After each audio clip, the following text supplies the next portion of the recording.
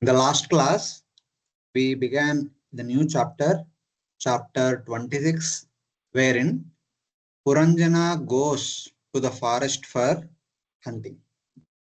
The meaning is Jivatma giving up dharmic intelligence, taking the association of adharmic intelligence, goes to perform sinful activities.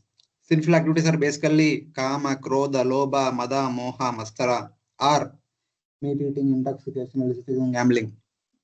So in that way we can see. So here in the story, Puranjana gave up his life, his wife Puranjani, and taking the help of another woman goes for hunting. So going with another woman is like he became attracted to another woman, and going for hunting means he is going for eating meat. So in that context we discussed who is allowed to eat meat, what is the concept of meat eating, etc., etc. We discussed elaborately in the last class, hoping that that may be helpful to all the devotees. So especially now Bharatan is coming, because we need to talk to many people. People come up with such kind of questions: why not this? Why not that? Like that. So now we'll continue the story. So we have discussed elaborately on the particular aspects. So the killing of animals who suffered with limbs pierced by the feathered arrows in that forest was unbearable for those with compassion. Of course, the kings are hunting and they are taking pleasure in hunting the animals, etc. But saintly people like Narada Muni who sees such kind of hunting by cruel-minded yes, they feel pain, they feel compassion. So Narada Muni is saying indirectly to Prachina Bari, either in the story Puranjana is killing animals, hunting animals, but you are in the name of Yajna killing so many animals, causing so much pain to animals. How that kind of things can be tolerable to people like us? And you are worshipping us, and you are not willing to understand our mood and follow our mood. And by following our mood, you don't want to please us. So what kind of activity is this? Like that, indirectly indicating. Then what are the animals when a king goes for hunting? He is allowed to kill rabbits, boars, buffaloes, wild cows, antelopes, porcupines. These are the animals they can kill, not the deers and other such innocent animals. And because finding these animals is a very tough job, cooking need to endeavor. Not that's why scriptures never advocate or allow killing innocent, immobile. I mean, not like the animals which are around us, especially the goats. They are very incapable animals, and especially when it comes to mother cow, it is like unthinkable and untalkable. That is the kind of cruelty we people display nowadays. People around us. I mean, they can't even have that. Of course, no government permission not there. But our sin is so luxurious sin. The sin performed by people around us is so luxurious sin without any endeavor. And here, when this is done for the sake of yajna, and only on Amavasya day, not every day, or on some special days, that activity is not at all sin. That allowance is giving Shastra. Shastra, when Dvija means one should not do sin. A Dvija, twice born person, Brahmana, Kshatriya, Vaishya. Even if they are not able to control, they are given allowance on few days in a year, not every day, not every Sunday, not every day. Few days, few selected days in the few circumstances with few certain rules and regulations. So that allowance is given for some Kshatriyas, not for everyone, some Kshatriyas. We have seen one example. Even in Yajna, killing animal means not exactly killing animal. So need to cut one limb of the animal. At least the animal will continue with the handicapped situation. So because Yajna requires animal sacrifice, three kinds of rules. Vidhi, Niyama, and one more third one was there. So Vidhi is compulsory rule. Niyama means there is a one alternative. And third one is Sannikarsa, something like that. There are multiple alternatives, A, B, C, D. So like that. So scriptures are always accommodative. So in that way. So today we will continue from verse number 11 onwards. This chapter is big. We need to cover. So we'll see. Hare Krishna, Prabhuji. हाँ माताजी. In your sentence, na 2-3 words go ekdam low volume. We can't hear it properly. Oh, sorry, sir. Oh, internet issue होगा. So basically, I was saying that.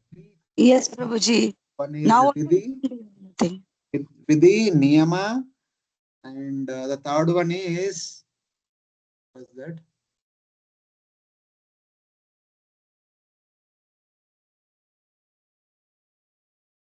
So in that way, the allowance is given. Matlab, not allowance. The control is given. The regulations are given so that people does not do indiscriminately sinful activities like that.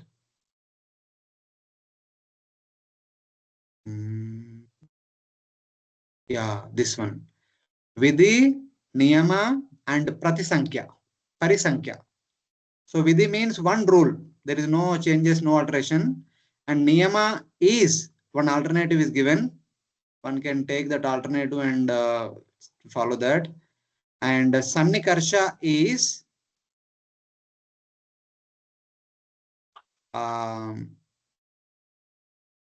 no. Pratisankhya is multiple options. Option A, B, C, D, like that.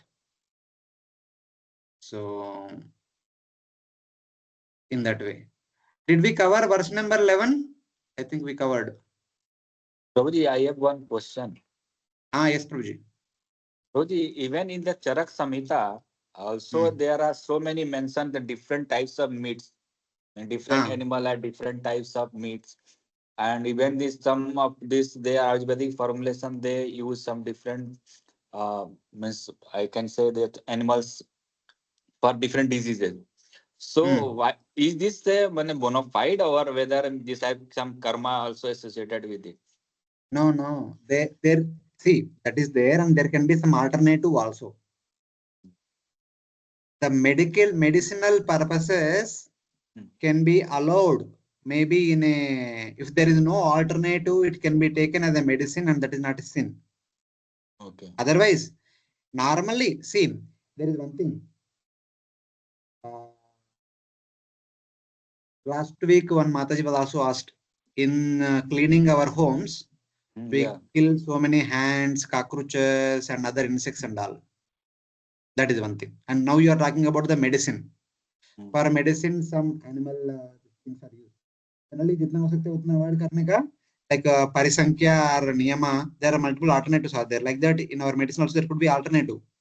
But worst case, if there is nothing else, so this is the only thing. Then with due permission, take. And killing the animals in the cleaning of the home, sometimes it is not avoidable. But one is allowed to do it, but simultaneously one should be doing yajna. The both yajna one should be performing to counteract the sin that is being committed. But killing the animals for eating is जानबूझ के कर रहे हैं. उसको alternative है ही नहीं. उसको निवारण भी नहीं. Need to go through the reaction. And Prabhuji, this modern medical science also, whatever the drugs are coming for any diseases, particularly in case of cancer, they are always tested on the animal, lower animal, higher animal, and then it come. Even for growing the cells with the tumor, they need cow blood serum. So they are also telling you this is unavoidable. So is there in some argument we can see in that case? No. See, unfortunately, we have given up Ayurveda. If we have been following Ayurveda would have been developed. Ayurveda would have. Prabhuji, आपका voice break हो रहा है Prabhuji. Your voice is breaking. So I was saying, if we had taken shelter of Ayurveda, full and full, whole and whole, Ayurveda would have become the main science, and that most of research must have been going through in Ayurveda, and people might have prepared medicine for all different variety of diseases. Yes, but we have given up Ayurveda and we have taken shelter of all of it. And allopathy is providing all the medicine. Yes. So further they are testing on the animals because allopathy Yes. depends on Anuman. Yes. There's not much Shabda for that. Hmm. For Ayurveda, Shabda is there. Shabda will testify.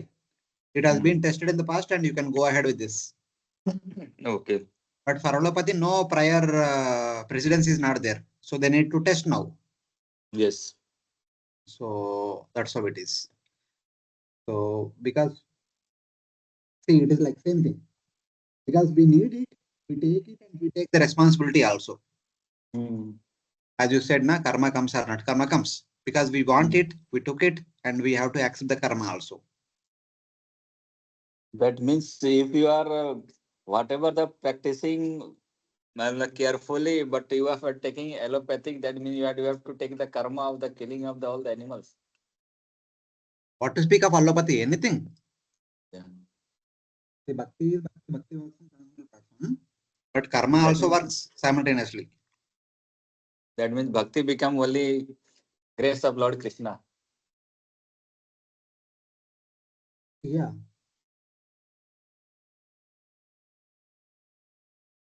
Okay, Prabhuji, your voice is always breaking. I don't know why.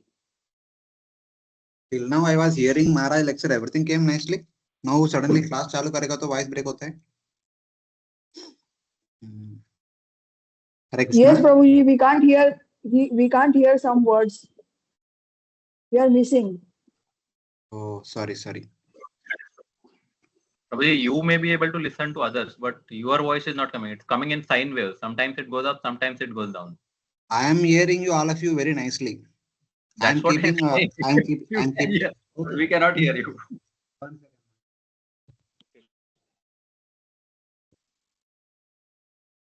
Hare Krishna now. Hare Krishna, Prabhuji. Is it About better? Yes, Mataji. Prabhuji, about the practicing of Ayurveda also, it is described, as Prabhuji said, various types of milks and meat of various animals are, their qualities are explained in the scriptures, Charak Samhita, Sushruta Samhita, and they must be using also at that time whenever it is required. So that is their prescribed duty, na Prabhuji. So उसका कर्मा लगेगा क्या? See, Mataji, when it comes to medicine, they are not doing for their own sense gratification. It is being done Right. to protect somebody else who will be doing greater activity. Right. So in that way, there could be some allowance is given. So even if karma is they associated with it, that karma can be digested. Okay. But it is not the same with killing animals in When you- connection to eating meat. Right. Both Okay, are different. Prabhuji, got it. Hare Krishna, Prabhuji, may I ask one question? Mataji, please. Prabhuji, like Prabhuji was telling Ayurveda, and as you also mentioned, if we follow Ayurveda, then we don't have to go through all those drug development which allopathy does. However, in today's time, even to prove that Ayurveda is better, people have to go through those similar kinds of animal studies in order to prove that, okay, our Panchagavya or our so and so Ayurveda medicine is better than the allopathic. So when people or scientists do such study, like we have also got a ICMR grant for one such study. So then initially it was like, yes, we are going to do it on rats and experimental cell line studies. So all that karma that Prabhuji was mentioning, that they used the fetal calf serum and all those things. So what, like you had mentioned, Bhoot Yajna has to be done. But will that be sufficient, or how do we go, I mean, get rid of that sin that we are going to incur during such studies in order to prove the efficacy of such Ayurveda, basically, as a See, science? it is like yajna. An animal is also killed in yajna. In a yajna, like Ashwamedha yajna, which Mahabharat Pandavas performed, Ramayana, Lord Rama, Dashrath Maharaj performed, there the horse is killed. but horse gets a better destiny. The purpose of performing Rashu Yajna or Ashwamedha Yajna is for the betterment of the kingdom. The entire kingdom is benefited, the devatas are getting benefited, and the horse also getting benefited. The king is getting benefited. It is not considered a sin. It is Shastra prescribed. Same way, if something is done for the benefit of the entire human society, so if some animal is being used, so we can treat it as yajna. In the yajna, if someone is sacrificing their personal life, they will attain better destiny. But we have to be careful that are we doing it as a yajna or are we doing it with personal motive? So that decides whether the activity is a dharmic activity or a dharmic activity. Yes, true.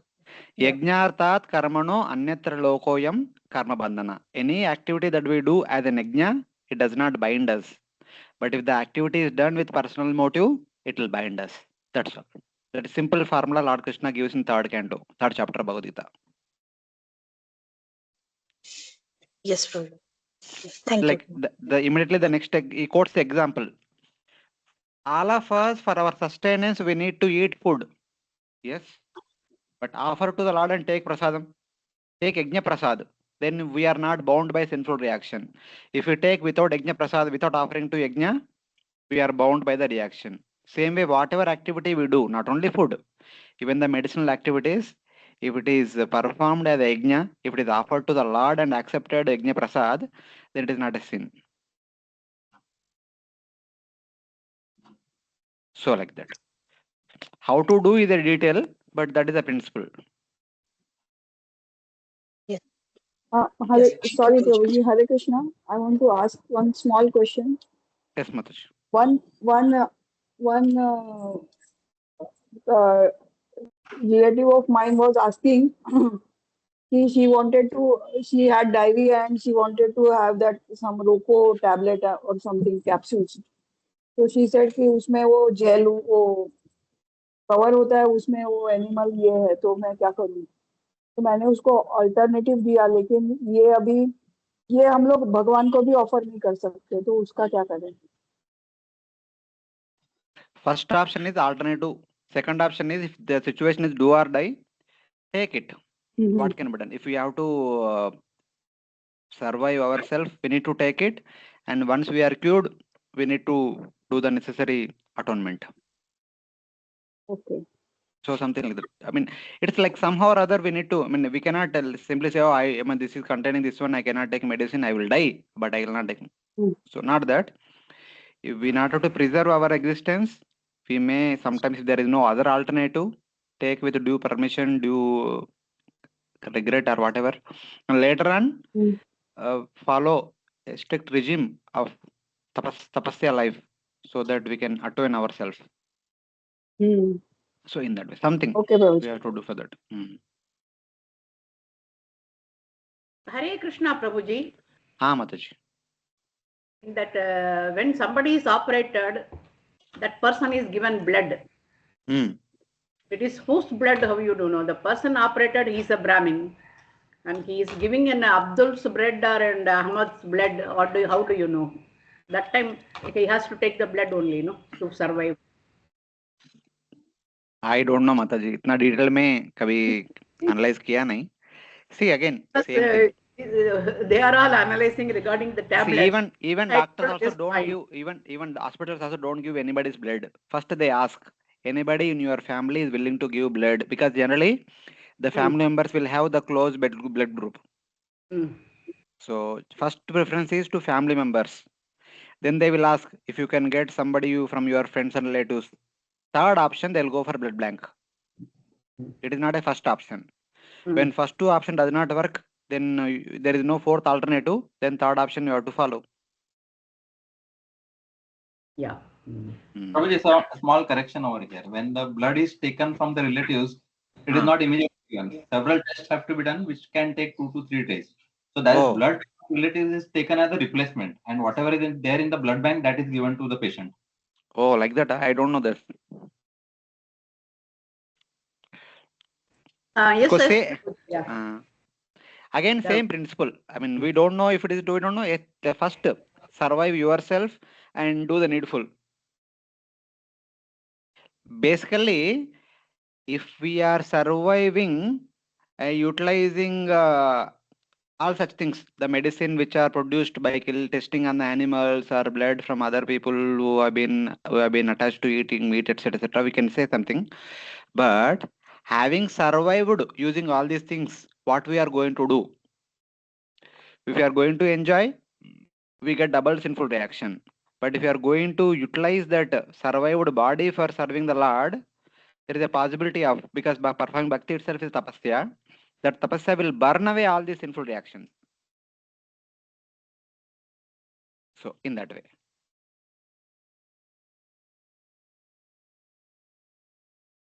That way we can understand. Like yajna, for yajna one animal is killed. So that will burn away all the sinful reaction, both are getting benefited. So now, as you said, we have been taking bed of somebody else, and that person also will get a sukruti and he will become a devotee in the future, because his blood is being used to serve the Lord. Hari bol, so nice explanation. This is the one. Yes, yes. Because it is Ajna Sukruti, he does not know. Unknowingly he served a devotee who is serving the Lord, and one gets Ajna Sukruti, and that will benefit that person also. So, like that. See, Shastra talks about more than what we are doing, why we are doing is more important. That does not give allowance of doing anything, but option 3, one can do and do the needful. Like for example, Sri Kulashekara, not Kulashekara Alvar, Thirumangai Alvar. Sri Rangam, he was one of the 12 Alvars. He was visiting all the Vartakas, merchants, for collecting donations to construct the temple for Lord Ranganatha. No one is willing to give. They are giving only pennies, some pennies. They had 1 lakh varahas. They are giving 1 2 varahas. Varaha means gold coin. 10 or 12 gram gold coin, that is called varaha or something like that. And they are willing to give only 1 or 2, where they are processing lakhs of varahas. So he was very sad. What is these people, what they want to do with money? If they are not willing to serve the Lord, what is the purpose of keeping so much money? So somehow he was feeling so morose, and he was going through a forest, and he happened to meet 3 people, 3 special people with special talent. They are actually robbers. They are moving around in the forest, trying to steal away the people who are walking on the forest pathways. So he understood what they are, what are their abilities. One person had the ability to open any lock with mantra, not with a key. With mantra only you can open any lock. One person had the ability to stop a person by stepping on the shadow of that person. Like, you opened the lock, you went and stole the money, and you came out. If the owner is following after you, one person from behind, if you put your step on their shadow, that person becomes like a statue. And the person who is running away can run away. And third, the third person can walk on the surface of the water. Because those days, lot of water canals, rivers used to be there, and there are no bridges. You have to, if you want to cross the river, you have to go by boat, or such kind of mystic potency person can walk on the surface of the water. So these 3 people are one a team. So he got them, and he told them, please go and steal each and every merchant. They stole all the merchants in the nearby areas, and that money used to construct the temple. He was supervising the temple construction for 60 years, not 1 year, 2 year. Continuously for 60 years, he himself was supervising by stealing away money from all these different merchants who are rich, wealthy people, businessmen from today's language. And with that money, 21 gopurams, 7 prakaras, garbhagruha, bogamandapa, And then so many temples like Ranganath Swami Mandiram and Ranganayaki Mandiram and then Narasimha Swami Mandiram. Like there's so many temples and lakes and all these things are constructed. So of course construction went on much longer, but he kind of 60 years he kind of without much without taking even one day rest he did it. External point of view, it appears to be stealing, robbery, etc. He only instigated that those three people to do stealing all these things. But he is doing it for constructing the temple for Lord Ranganath, who was under the tree without any shade for summer, winter, rain season, etc. He did a big temple. So like that. Even today also it is one of the biggest temples in an entire world.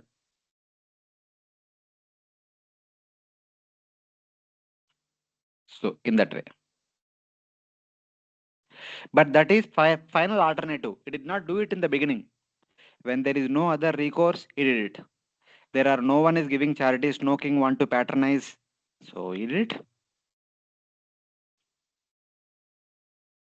So I don't know. I'm just saying it.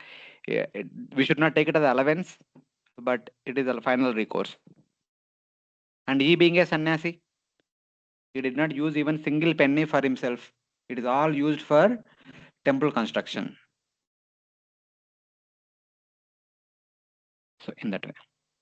Okay, we'll move on. Hare Krishna.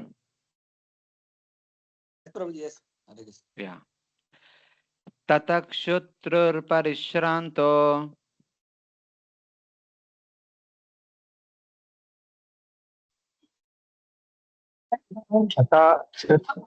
परिशांतो nivritto evivan निवृत्तो गृहणेयान् एवान् krita skrita snanochitahara अनो विदिता samviveshagataklamah. संविवेश गत क्लमः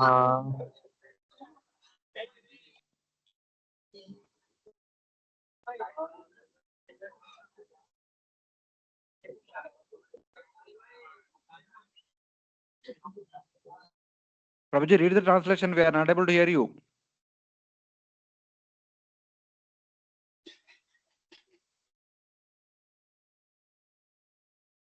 Please, someone can read.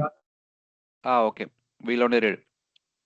Then, exhausted from hunger and thirst, he gave up hunting and returned home. He took bath, ate proper food, and being refreshed, took rest. So he went out, hunted different animals. Then he felt, okay, now I am done. He felt hunger and thirst, and he returned home, took bath, ate food, and little bit took rest. Exhausted from hunger and thirst means that he was troubled on remembering his sinful acts. So पाप करते रहे अचानक याद आ गया मैं क्या कर रहा हूँ पाप कैसे करने शुरू किया. So like that he becomes vigilant. He then gave up his sinful acts. He then returned home, giving up sinful acts and establishing himself in the rules of dharma. So taking bath, eating proper food, refreshing, and taking rest are like bringing back to normal dharmic mentality. Sundar way. He took his bath. That means he called brahmanas and had them perform atonements for him. So taking bath means external purification. But for jiva, calling brahmanas and perform them atonement ceremonies for them. So purifying oneself. He took suitable food. That means he gave up meat and liquor, but he took the naivedya, that which is offered to Supreme Lord.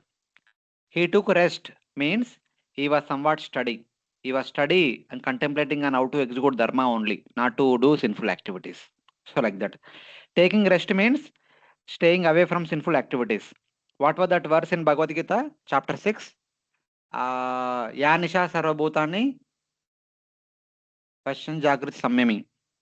So like that, when people are engaged in sinful activities, a self-realized soul is inactive.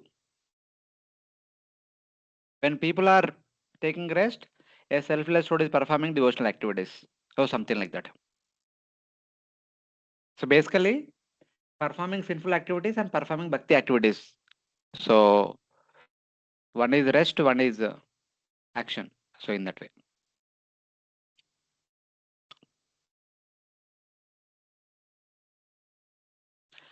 Atmanam arhayam chakre Atmanam arhayam chakre. Dupalpena srag adibi. Tupa lepa shrag adibi. Sorry. Sadvalankrita sarvango Sadvalankrita sarvango. mahisyam adade manaha. Mahisyam adade manaha. After this, King Puranjana decorated his body with suitable ornaments. He also smeared scented sandalwood pulp over his body and put on flower garlands. In this way, he became completely refreshed. After this, he began to search out for his queen.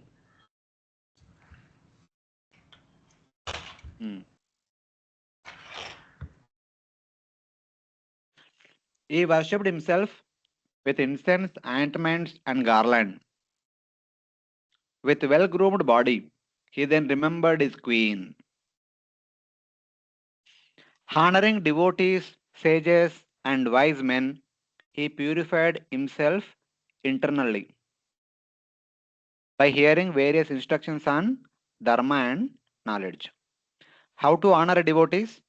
Not by giving charity, by giving them charities, or by putting garlands, or by giving them donations. No, listening to them and following. That is the meaning of honoring devotees, sages, and wise men. That will only purify us. So on the various instructions on dharma and knowledge, etc. When internally he was completely attached to the rules of scripture, returning to his previous condition, he remembered his internal intelligence fixed in dharma. That is Puranjani. When he remembered Puranjani, the Puranjana remembered Puranjani after cleaning himself, etc. But from Jiva's point of view, after listening to devotees and sages and great souls, one understands what is the constitutional duty of a Jivatma. Jivera Swarupai Krishnera Nityadas. One understands it and one want to follow in that situation. So that is called fixed in dharma. So that is the condition he came. So they remembered that, thus he remembered Puranjani. Trupto hrushtas sudruptascha sudruptascha Tripto Hrishta Sudruptascha kandarpa manasa Kandarpa Krishta Manasaha nyavachasta vararoham Na Vyasasta Vararoham grihinim grihamedinim. Grihinim Grahamedinim. After taking his dinner and having his thirst and hunger satisfied, King Puranjana felt some joy within his heart. Instead of being elevated to a higher consciousness, he became captivated by Cupid and was moved by a desire to find his wife, who kept him satisfied in his household life. Satisfied, joyful, and very proud. His mind enamored by Cupid. He did not see his beautiful wife. Basically, he dressed himself nicely and decorated himself nicely. Then he remembered his wife. This verse indicates that his impressions of sinful life had left him. So remembering wife in the story is remembering our dharmic study intelligence. When we remember our dharmic study intelligence, that means we have given up sinful tendencies. Enamored by Cupid means that he became eager to find his young intelligence fixed in dharma in his previous state, but he did not see her. So when we hear from devotees, when we go to temple, when we listen to great souls, when we hear that how to practice bhakti, when we hear about a great devotee how they practice bhakti, we become determined that we want to practice serious bhakti, etc., etc. When we come home and we look for the determination, that won't come. In the company of devotee, it came, it manifested, but after some time, slowly, the determination is not visible. So he wanted to meet his wife, but he is not able to see her. So in that way, according to the story, however, having gone to the forest in the pretext of hunting, he enjoyed with some woman. He then thought of his wife. So basically, in the story, two things are there. Going to forest means going to some other woman or performing sinful activities. Both the things are there. So, but after coming home, he remembered his own wife, matlab dharmic intelligence. Spiritually speaking, because of the disappearance of the last traces of contamination due to committing some sin, though one desires one's previous intelligence in order to act according to dharma, it does not appear immediately. So, पाप करने के पहले one is religious, one is dharmatma only. But after doing sin, the inertia is still there. Even though after doing sin, one realizes that I am doing sin, one hears from great souls, great devotees, one want to practice bhakti. That desire is there, but the determination is not there. That means the intelligence which can guide us in a proper direction, dadami buddhi yogam, that is not coming into forefront immediately, because till now we have been performing sin, so it will take some time. So that's what it is. Antapura Sriyo Pruchad. Antapura Striyo Prachat. Vimana Iva Vedishat. Vimana Iva Vedisat. Apiva Kushalam Rama. Apiva Kushalam Rama. Seshwari Nam Yatapura. Seshwari Nam Yatapura. At that time, King Puranjana was a little anxious, and he inquired from the household women, "My dear beautiful women, are you and your mistress all very happy like before or not?"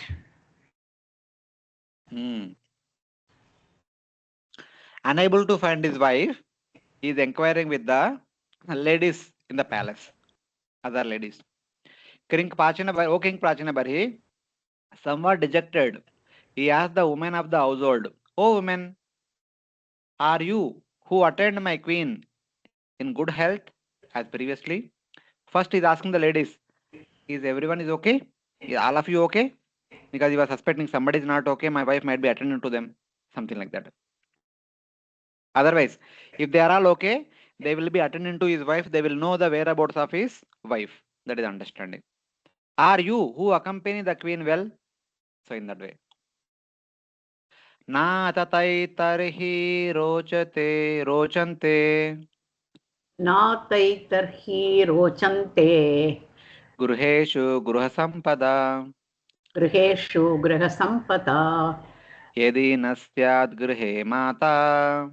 Yadi nasyad grihe mata. Patni va patidevata. Patni va patidevata. Vengerata iva prajna. Vyangerata iva prajna. Ko namasi tadinavat. Oma Sita Dina Hinavat.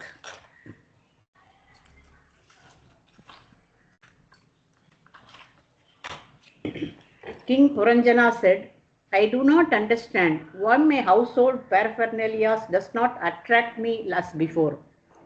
I think that if there is neither a mother nor devoted wife at home, the home is like a chariot without wheels. Where is the fool Who will sit down on such an unworkable chariot? So now, because he's not finding his wife, he became little anxious and he began to glorify his wife. Now, the wealth of the house is not attractive. If there is no mother or wife in the house, what learned man would remain there like a fool? It is like a chariot without wheels. So one interesting point is mentioned. Yadina syad grihe mata pati va pati devata. Sorry, mata patni va pati devata. If there is a house without a mother or wife, that house is like a desolate place. It is like a chariot without wheels. That means it cannot go ahead. For a chariot to move on, the wheels should be there. Without wheels, chariot cannot move ahead. Same way, a household cannot move ahead if there is no mother or if there is no wife. These two are very important pillars for a home. That is being indicated. Now, without her, the house is not pleasing. The women of the house are the actions of the antakarana in their previous condition, inclined to dharma. So now at least from the reality point of view, when the dharmic intelligence is not there, there will be no dharmic activities are performed. When there are no dharmic activities are performed, that means there are no activities at all performed. So it is as good as dead only. When there are no dharmic activities are performed, that means it is dead. Only when some dharmic activities are performed, there is a life. Like Dhruva Maharaj, after performing 6 months of severe austerities, when Lord Vishnu appeared, he offered full dandavat. When he got up and stood in front of Lord Vishnu and not able to speak anything, was just looking at the Lord, Lord touched him on his head with one of his forearms. Shankha, Chakra, Gada, Padma he was containing. That arm which hold Shankha, with that he touched. So Kambunena, that Shankha touched on the head of Dhruva. So as a result of that divine touch, Dhruva Maharaj endowed with all the spiritual knowledge. Like first verse of Bhagavatam we read, na? What was that? Yasya yata. No. This one, like the knowledge revealed in the heart of Brahma. Adi Kavaye. Adi Kavaye Mukindi. उसके पहले. जन्मादियस्य यथा अन्वयत् इतरतास् अर्थेषु अभिज्ञास्वरत् तेने ब्रह्म हृदय आदिकवये. तेने ब्रह्म हृदय आदिकवये. Just like in Brahma's heart, the transcendental knowledge is manifested. Same way, Dhruva Maharaj heart it manifested. Then in the first verse, Dhruva Maharaj offers a prayer. Very nice prayer. He says, Yo anta pravishya mamavacha mimam prasuptam sanjivayati akila shakti dara swadamna anyam cha yasya shravanatvagadin pranan namo bhagavate purushaya tubhyam. Oh my dear Lord, by your touch you have entered into my heart and you have entered into my senses, my intelligence, my mind and my antakaranas, everything, and you have awakened them so that now onwards they can perform spiritual activities. Actually, till now they are dead. Now only they became alive and they'll perform bhakti activities. According to Dhruva Maharaj, as long as our bodily limbs are performing non-devotional activities, they are considered dead. Only when they are performing devotional activities, they are considered alive. Same way here, the women of the house are the actions of the antakarana in their previous condition, inclined to dharma.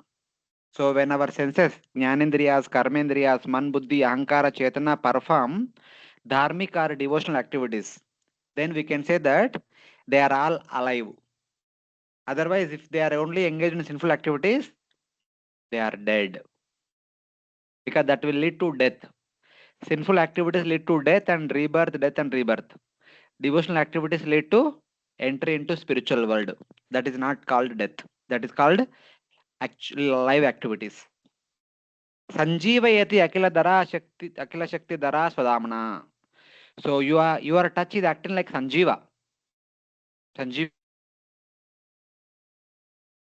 open up my real senses, which can engage in devotional activities. So like that. So now, what is the meaning of mother and wife in the home? They suddenly appeared. Seeing them, he considered, if the actions of my intelligence remain steady, destroying my present impressions of sin, they can deliver me. Thus he asked how they are. He was inquiring, oh ladies, how are you?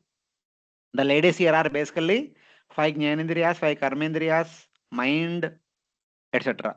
So he's asking them means if they are in good and healthy condition, they can perform spiritual activities that will protect me from doing sinful activities once again.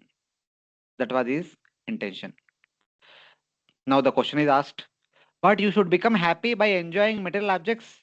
What is the use of dharma? Oh, king, you are asking about our welfare. You giving us all of us here at home.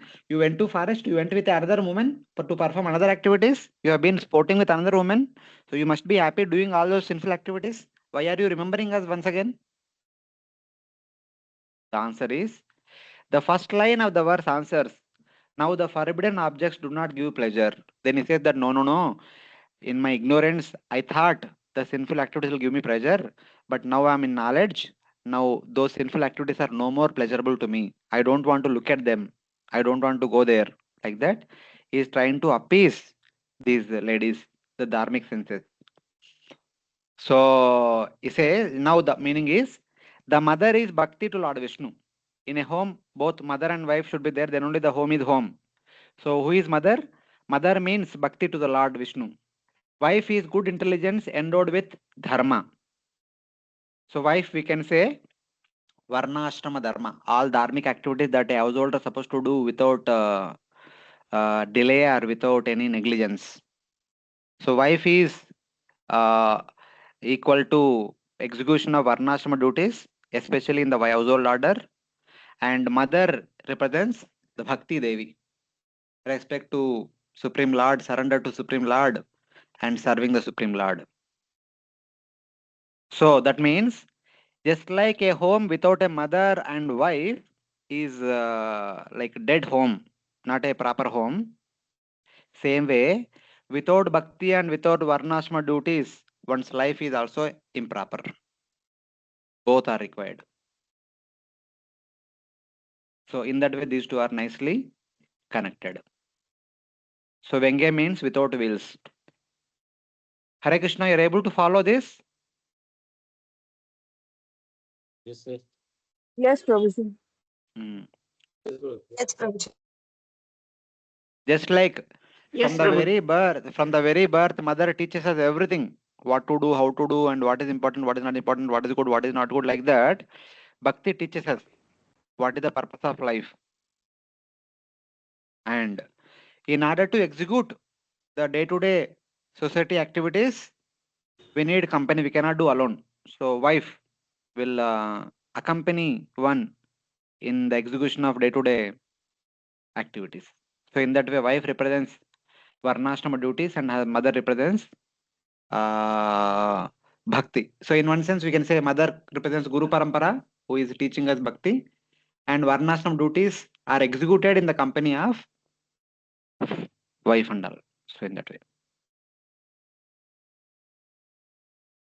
So now, Kva vartate sa lalana Vartate sa lalana majjantam vyasanarnave majjantam vyasanarnave yamam uddharate prajnan yama buddharate prajnam deepayanti pade pade.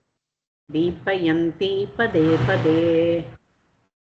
Kindly let me know the whereabouts of that beautiful woman who always saves me when I am drowning in the ocean of danger. By giving me good intelligence at every step, she always saves me.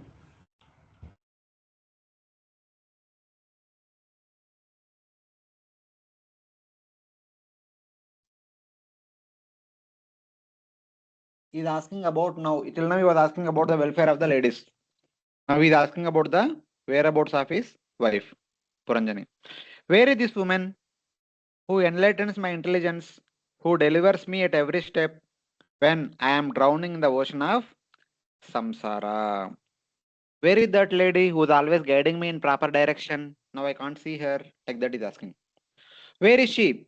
The actions of the intelligence, the queen's assistants, are not so helpful. He lamented that they are not the intelligence itself.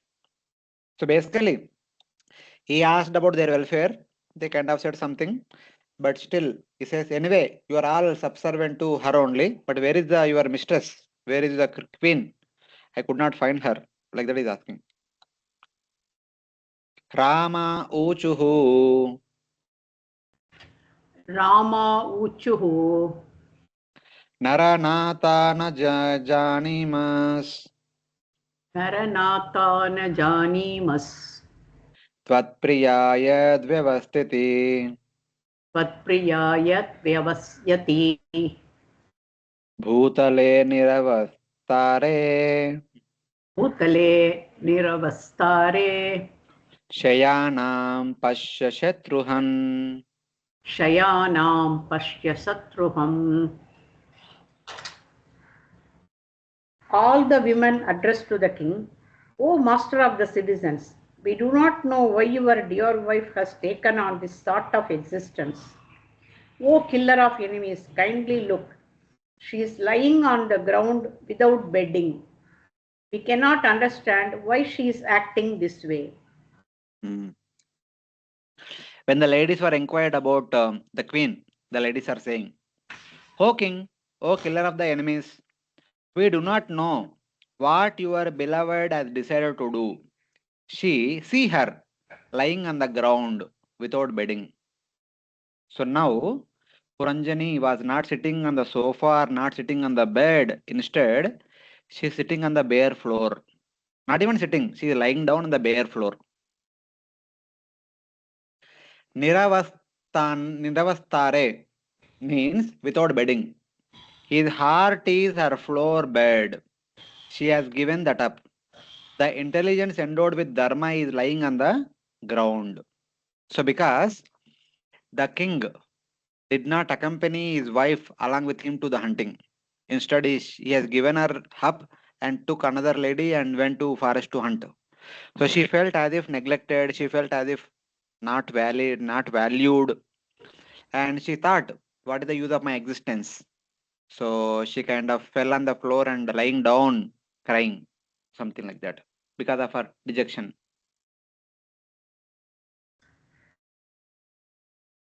Then Narada Muni continuing the story. Narada Uvacha. Narada Uvacha. Puranjana Swamahishim. Puranjana Swamahishim. Niriksha Vadutambuvi. Nirikshya Vadutambuvi. Tatsangonmattita Jnano. Tatsangonmatita Jnano. Vaiklavyam Paramam Yayau. Vaiklavyam Paramam Yayau. The great sage Narada continued, My dear King Prachina Bharvi, as soon as King Puranjana saw his queen lying on the ground, appearing like a mendicant, he immediately became bewildered. Like a Avaduta Brahmana who does not wear properly, who does not keep oneself clean, neat and tied, who simply lies down on the bare floor wherever he want. Like in the 7th canto, we see about one Avaduta Brahmana. Prahlad Maharaj meets him. He was simply lying down in the midst of a forest on the roadside. Like a Ajagara, like a python. If some food comes on its own, he will take, otherwise he will simply lie down. So something like that. This lady also improperly dressed, improperly decorated herself, and without any bedding, she's simply lying down on the bare floor. So seeing the queen lying on the ground without regard for her body, Puranjana, anxious to be with her again, became miserable. So just by looking at her, he felt sorry. Why? What happened? Why are you lying down like this? Something like that. Avadutam means giving up respect for the body. Seeing that she was injured because of leaving his heart on her own, he thought, I have committed a great offense. Being anxious to associate again with her, he deprecated his foolishness. Oh, what ungrateful thing I have done. I have given her up and went for hunting alone. So she's feeling sorry, she's feeling dejected. So I have done a great wrong. Like that he was feeling. So now you want to pacify her by speaking good words, pleasing words. Santvayam slakshanaya vacha Santvayam shlakshnaya vacha hrudayena viduyata hridayena viduyata preyasya sneha samramba preyasya snega samramba lingam atmani na abhyagat. lingam atmani nabhyagat.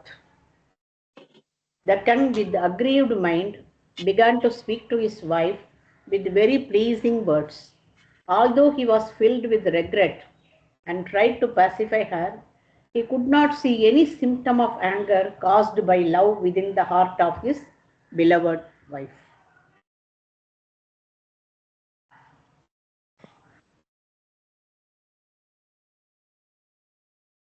He is trying to pacify the queen, pacifying her with sweet words, filled with great regret. He did not find in her any symptoms of anger caused by her affection. So when he went nearby her, harassing her, trying to help her get up, all these things he was doing, but she was not angry. She did not express any anger. Normally, one can express anger immediately. How dare you to give me up? I've been with you on like that. Without me, how can you go alone like that? Something one may become angry. But here she is not angry at all. By good fortune, my previous intelligence has again appeared, without whom I will become unfortunate. So like that, he is pacifying her. He repeated this in his mind. He could not see her. He could not see in her anger caused by affection. For a moment he thought, why did I commit those sinful activities? She is not even angry with me. That means, so she is kind of went through a low self-esteem or something like that. So I made her so insignificant. I'm very sorry. Like that he was thinking. So, I mean, in the story, we may see the dynamics between wife and husband, but within our heart also, how we treat, how we respect, how we listen to our good intelligence when we want to perform some sinful activities. And when we come back, the good intelligence is still acting as indifferent to us, not even trying to express anger also. Then we feel that, see, that means I have neglected her, she is neglecting me, something like that. Anuninnyeta shanakair Anunyeta shanakair Viro nunaya kovidaha viro nunaya kovidaha pasparshapada yugalam pasparshapada yugalam aha chosangalalitam. aha chotsanga lalitam. Because the king was very expert in flattery, he began to pacify his queen very slowly. First, he touched her 2 feet, then embraced her nicely, seating her on his lap, and began to speak as follows. Gradually, the hero, expert at conciliation, appeased her. He touched her 2 feet, pasparsha pada yugalam, and putting her on his lap, spoke. So kind of touching her both the feet, he kind of begged forgiveness. then took her, kept her on the bed, and kept her head on his lap and began to caress her and speak to her, something like that. He appeased her, saying, "From today, I will no longer use my intelligence for enjoying sinfully. From today onwards, I will never perform sinful activities." Her 2 feet represents giving up ahankara and respecting the devotees. Holding on to touching the 2 feet of Puranjani means giving up ahankara. Ishwaroham, Mahambogi, Siddhoham, Balavan, Sukhi, that ahankara we should give up. Second thing, respecting the devotee. Second feet represents respecting the devotees means listening to the devotee and following in their footsteps, or listening to their instructions and following according to the instructions. He put her on his lap means he put her back in his heart. Good intelligence को वापस हृदय में स्वागत करके उनको ही पालन करने का निश्चय लेना. So in that way. So this is how these two are indicated. Touching 2 feet is, one is giving up false ahankara, mithya ahankara, I am this, I am that, and accepting the Gurujan and trying to follow in their footsteps. And third one, keeping her on her lap means taking back the good intelligence into the heart. That means determining to follow the good intelligence only. Not again going for sinful activities. Something like that. Now the verses talk about what he spoke to her after keeping her on the bed on his lap, keeping her head on his lap. He was speaking to her. What he speaks, we'll see. Puranjana uvacha. Puranjana uvacha. Nunam tu akrita punyaste. Nunam tu akrita punyaste. Brutya yeshu ishvara shubhe. Pritya yeshu ishvara shubhe. Krutagasu atmasat kritva. Pritagasu atmasat kritva. Shiksha dandam na yunjate. Siksha dandam na yunjate. King Puranjana said, "My dear beautiful wife, when a master accepts a servant as his own man, but does not punish him for his offences, the servant must be considered unfortunate." So Puranjana is saying, "O auspicious woman, if a master does not punish his servant to instruct him, when the servant commits sin, the master should punish the servant to instruct him good manners. Because he considered the servant as a dependent, the servant should be considered fortunate." So because the wife did not become angry, he is telling, a servant is a fortunate servant when the master punishes him upon when he commits a sinful act, a wrong act. Now his wife is not becoming angry at him or not saying anything. He is telling that I am not a fortunate husband because you are not saying any word to me, either good instruction or expressing some anger. I am not at all a fortunate husband. So in that way he is telling, dear wife, you have punished me by your anger. That is your mercy to teach this foolish servant who has committed offense. I will never give up in this life. I will never give you up in this life. Like that we should take it. He says this in 2 verses by introducing general principle. So because she was not speaking out of anger, like that he's taking and he's telling that you are punishing me by expressing your anger by not speaking. So I'm grateful to you. I'm the fortunate one. So I will not do this such kind of sinful activity once again. So I like that also you can take. Considering the servant to be dependent on him, the master does not punish the servant in order to teach him. The master does not punish the servant in order to teach him. That servant is unfortunate. If master does not punish the servant, that servant is unfortunate. Those who get punished are fortunate. I have been punished and consider myself fortunate. On the spiritual level, that devotee thinks, though I am reformed now, it is difficult to bear the public criticism and dissatisfaction in my heart caused by those temporary sinful acts. The Supreme Lord Himself has punished me to teach me. I will not give up proper intelligence again in this life. He addresses the intelligence by his mind into verses. So basically, when we perform sinful activities, we get public criticism. So that is also one kind of punishment. And we feel ourselves morose, regret, dissatisfaction.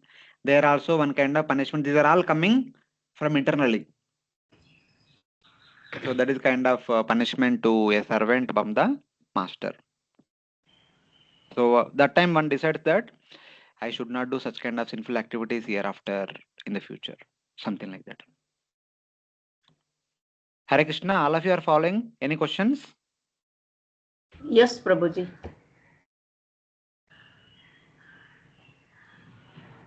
Other devotees? Prabhuji, why the intelligence is not reacting like with the jiva?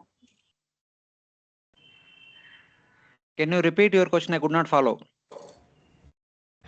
Prabhuji, why the wife is not reacting anything to the jiva? The intelligence is not telling, giving some instructions or reacting See, it's for the basically jiva's actions. when we ignore someone, they don't want to speak to us for some time. They enter into manlila or something like that, we can say. So in that way, the dharmic intelligence also sometimes did not say anything. But that itself is out of anger, out of love. So that's why King says that because you are not speaking to me anything, I consider that to be your punishment. So I'm the most fortunate servant, something like that. Okay. Hmm. Okay, Prabhuji. Other devotees also can recite the verses. Paramonugraho dando. Paramo anugraho dando. Vrutteshu prabhunarpita. Yukteshu prabhunarpitaha. Balo na veda tattanvi. Balo na veda tattanvi. Bandhu krutyam amarshanaha. Bandhu krityam amarshanaha. Translation: My dear slender maiden, when a master chastises his servant, the servant should accept this as a great mercy. One who becomes angry must be very foolish not to know that such is the duty of his friend. Hare Krishna. So here the king is continuing. O slender woman, the punishment awarded to the servant by the master is the greatest mercy. Only a foolish person will become angry at his punishment because he does not know it is done out of friendship. This we can go through. Sometimes the subordinate take the permission in a positive sense, sometimes they also become revolt. So that way. The victim of the punishment who laments is a fool. Amarshana means one who becomes angry. The devotee speaks internally to good intelligence. I have given up good intelligence and now repent. That is my punishment given by you. It is the highest mercy to me, for I will not become attached to sin once again. So because he want to talk to her, she is not talking to him. He says, no, I will not do this again because I neglected you and went to forest. So you are not talking to her. Next time I will not do. Because if you don't talk to me, my life is dead. Something like that is feeling. So in that way, he is appeasing. He is trying to appease her, the good intelligence. Then he further continues.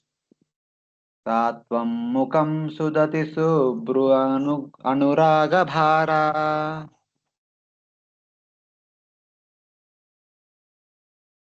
सत्यं मुखं सुदति Surabhi अनुरागभारा Vrida vilamba vilasad dasitavalokam.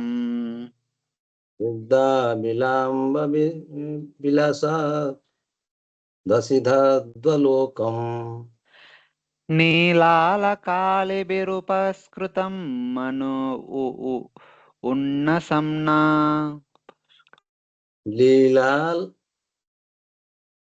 लीलालकालिभिरि उपासकृतं पुनसामनाः स्वानां प्रदर्शयामनस्विनि वल्गुवाक्यम् मानं प्रदर्शयामनस्मिन् बलगु वाक्यम्. Translation. My dear wife, your teeth are very beautiful, said, and your attractive feature make you appear very thoughtful.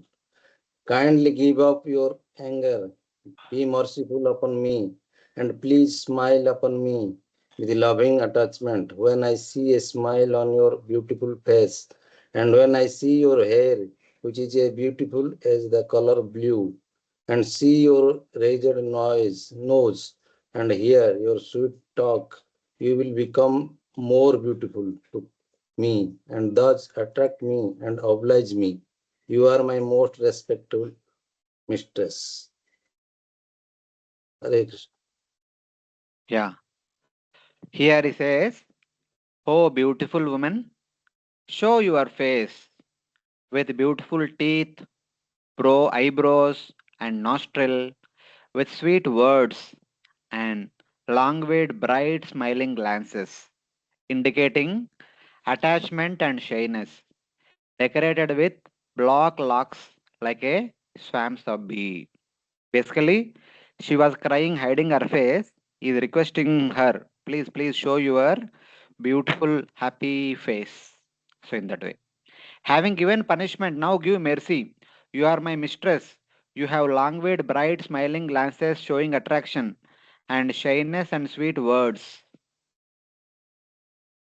The devotee prays, that is certainly my previous intelligence. May she become favorable and steady.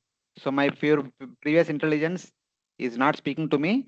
Let she become favorable and steady and guide me in proper direction. Like that, the devotee should pray for one's good intelligence.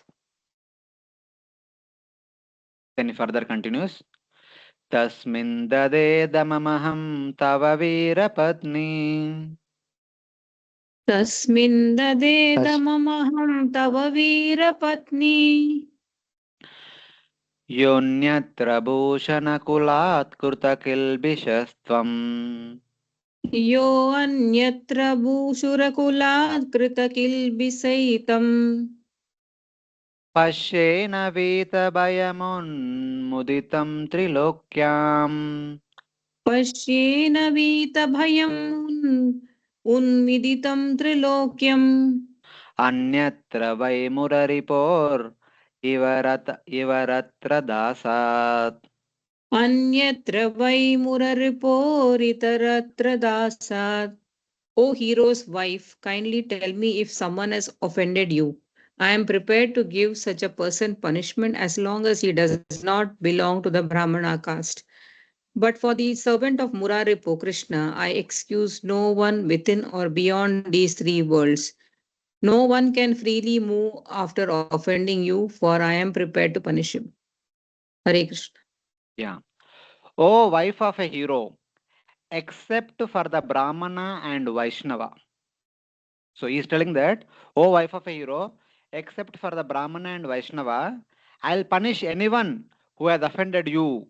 I do not see anyone in the three worlds who can remain fearless and joyful in my presence other than these two.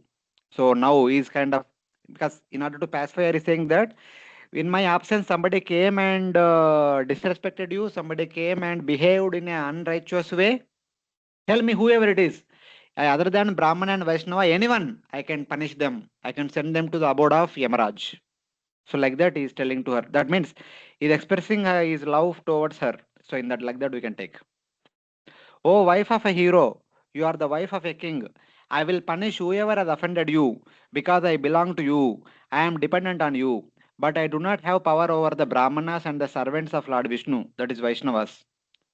Puranjana is actually Prachina Barishat, who would not break the rules established by his father and grandfather Prutu.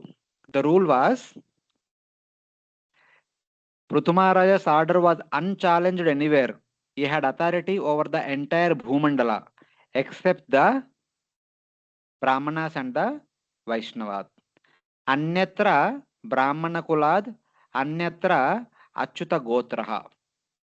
So other than Brahmana Kula and other than Achyuta Gotra, rest all fear Prithu Maharaj. We can execute his punishment on everyone except Brahmanas and Vaishnavas. Same way Puranjana says, other than Brahmanas and Vaishnavas, tell me if somebody has disrespected you or criticized you or behaved inappropriately, immediately I'll punish them. So like that, because I love you so much, I depend on you so much. So, and that way, like that, he's expressing his affection towards her in order to appease her. But he know the actual reason is he himself went away, giving her up. So, but in any case, what is the meaning for us? King Prithu would not punish or take taxes from the Brahmanas or the Vaishnavas. Even from the ages, the Brahmanas and Vaishnavas are not supposed to be collected any taxes. Instead, they are given charities time and again so that they can execute their spiritual activities without any anxiety to maintain the family. Because the family maintenance can be taken care by the charities given by the king, they can actually wholeheartedly engage in spiritual activities for the welfare of the entire human society. So that was the system. Because their life is dedicated for the welfare of the human society. Even if they say something harshly, something strongly, that is for our good only. Like that, they should not be punished for that. So there is a story comes in the, not exactly in the Mahabharata, but in the folklore connected to Mahabharata. It is said that when Yudhishthir and Duryodhana were supposed to be selected as the crown prince, Yuvraj, then Vidura conducts a exam. He calls both of them in front of all the elders like Dhritarashtra, Bhishma, Drona, Krupa, etc. And Vidura gives a question and tells them give answer. He tells that there are 4 people did murder. They killed another person. One from Brahmana community, one from Kshatriya community, one from Vaishya community, one from Shudra community. So what is the punishment should be given to 4 of them? Immediately Duryodhana shouts, all 4 of them should be hanged till death. Because they killed another person, they should be killed immediately. So punishment barabar hota hai. Because they killed and the punishment is also killing them. So Duryodhana answered immediately, even without he was asked. No one asked him to give answer, but he gave answer before anybody asked, thinking that I will get distinction with flying colors, something like that. But Yudhishthira was silent. Then everyone was looking at Yudhishthira. And Vidura asked, yes, Yudhishthira, you can tell your answer also. Then Yudhishthira Maharaj said, the Brahmana should be let free. No punishment should be given to him. Kshatriya should be called for a war, for a battle, or for a fight in the fighting ground. The Vaishya should let free, but his wealth should be taken. Shudra should be put into prison. He should be given physical punishment, but not the death punishment. So like that he said. Then Duryodhana laughed. Hey, what kind of insane answer is this? He does not understand. A Brahmana should be let free, Vaishya should be let free, but wealth should be taken, Shudra should be let free, but only physical punishment should be given. What is this? वो तो मार दिया कि उस आदमी को and उसको आप छोड़ रहे एंड क्षत्रिय को वार को बुला रहे आपको भी मारेंगे. What kind of intelligence is this? Like that Duryodhana is laughing, jumping and criticizing and demeaning, etc. etc. But all the elders are silent. Then they looked at Yudhishthira. Oh, Yudhishthira, what do you mean by that? What is the meaning of your answer? Then he said, because Brahmana knows what is right and what is wrong. In spite of knowing he killed someone, matlab, that is very much important. Very much required at that point of time. That's why he did. Otherwise, he will never do. A Brahmana will never ever harm others. He killed means that could be for preserving oneself or one's dependents. And he also knows, in any case he performed killing, he also knows what atonement he has to take, and he will take. He will fast for 1 year or something like that. He will do something to atone himself. We don't have to give punishment to him. Kshatriya, oh, he is so eager to kill others, call for a war, in the Yuddha Bhumi, kill him. Because A Kshatriya do not deserve ordinary death. Kshatriya, just by being born in a Kshatriya family, one deserves death in a battleground. No one appreciates if a Kshatriya dies at home. A Kshatriya's death in the battleground only appreciated always. So, of course, he has done some criminal. Kshatriya also knows dharma, still he has done some killing. So, there could be some reason. Whether there could be some reason or it is a selfish mentality, also no problem. But because he's a Kshatriya, he deserves a honorable death in the battlefield. So, call for a battle and kill him. And Vaishya, for Vaishya, wealth is more important than one's own life. He is ready to give away his life, but not single penny. So if you take money from him, he will die 100 times. If you फांसी में लगाएगा तो एक बार मरेगा. But if you take his wealth, he will die 100 times. That is bigger punishment to him. Shudra, he may, if you die, kill him, the death is small. But Shudra cannot tolerate physical pain. If you torture him for a long time, he will realize what mistake he has done. So because it is for Shudra, it is very difficult to tolerate physical pain. So like that, he tells. Then everyone claps and unanimously they agreed. Yudhishthira Buddhi Kushalata is so perfect. He is suitable candidate for Yuvraj. Of course, this happened after that Rangabhumi episode, after they exhibited their martial abilities. So in that way. So that's why this concept is there. Brahmanas and Vaishnavas are not subjugated to Kshatriya's scrutiny. Other than these two, I do not see anyone in the three worlds or beyond the three worlds who can remain without fear and have great joy. That offender will die out of fear of me. Other than these two people, anybody in this world, I can punish. We can also take our classical example of Ambarish Maharaj. When Durvasa Muni became angry and he was creating a fiery demon to kill Ambarish Maharaj did not do anything because Durvasa Muni is a Brahmana. So whatever he does, that is right. I am no one to question and revolt against him. So let him do. So he remained silent. So like that, we can see. Spiritually speaking, the following is implied. If I have faults because of old impressions or committing sin, I'll perform charity, vows, and pious acts to attain for the faults. So charity, vows, and pious acts, these are the atonements. But if an obstacle has arisen from the anger of a Brahmana or an offense to a Vaishnava, that is difficult to remove. That means कुछ पाप किया तो उसका परिहार है यज्ञ दान तप. Giving some charity, performing some yajnas, and following some austere vows, there is a remedy for that, papka. But if I have caused some discomfort to a Brahmana or Vaishnava, that is very difficult to counter. So like that. We can remember this Druga episode. He was giving charity to all Brahmanas every day.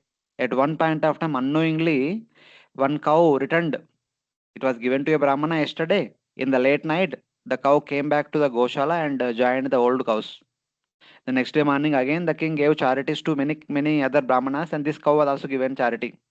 As he was going away, the other Brahmana was coming back to the king to inform, "My dear king, I lost my cow." But on the way, he saw the cow. He said, "Hey, this is my cow. Why are you taking?"